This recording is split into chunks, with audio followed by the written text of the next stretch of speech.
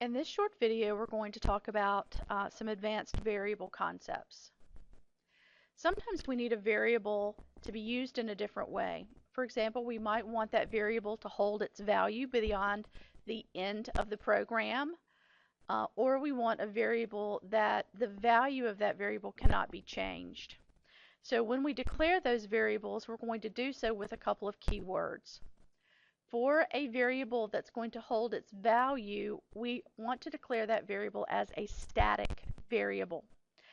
It's very commonly used in loops where you want the value of it to be held within each iteration or each time it goes around the loop. Or if we wanted to count the number of times a button is clicked or something happens, then we want to declare it as static.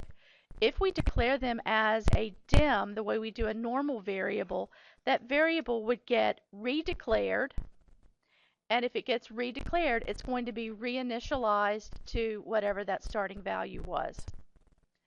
A constant variable is a variable that once you've declared it, it cannot be changed within the program.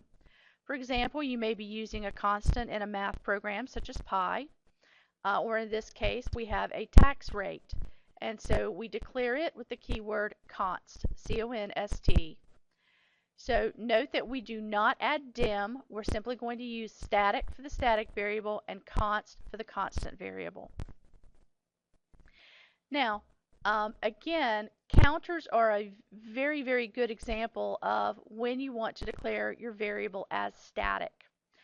And again, example of how many times a button is clicked or some event happens.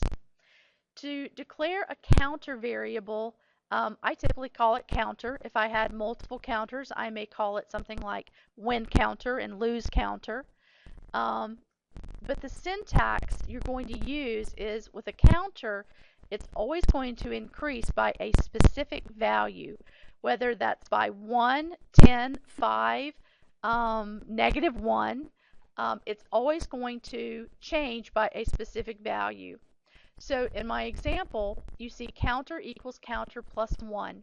So it's always going to increase by 1. If I was going backwards, I could say counter equals counter minus 1.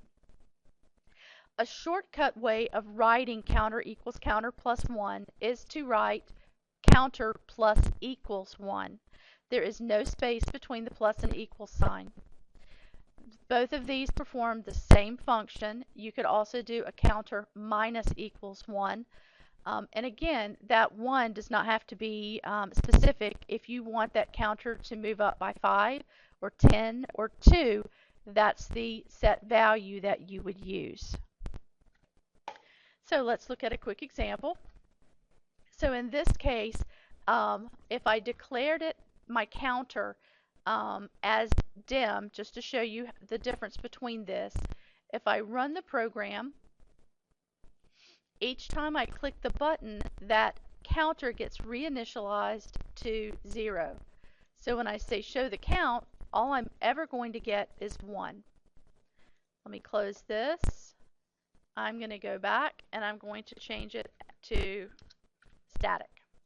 Notice static does turn blue. It is a keyword. So when I run it now, and I am going to click the button, notice that it increases by 1 each time. Again, if I had wanted it to go from, say, 10 to 1, I would simply initialize my counter to 10, and it would be counter minus equals 1 or counter equals counter minus 1. It would do the same exact thing. So just to show you, running my program. Remember, counter is going to start out at 10. So when I show the count, it's going to automatically down, and then it will keep going. Now, also just to give you a quick example, this is how you would declare. Notice if a constant variable. So if I came down below and tried to redo that variable amount, it would give me a wavy blue line underneath pi, and if I hover over, it says constant cannot be the target of an assignment. So it lets you know that you cannot repeat pi and give it a value again. So that is just a quick example of static and constant variables. Whatever.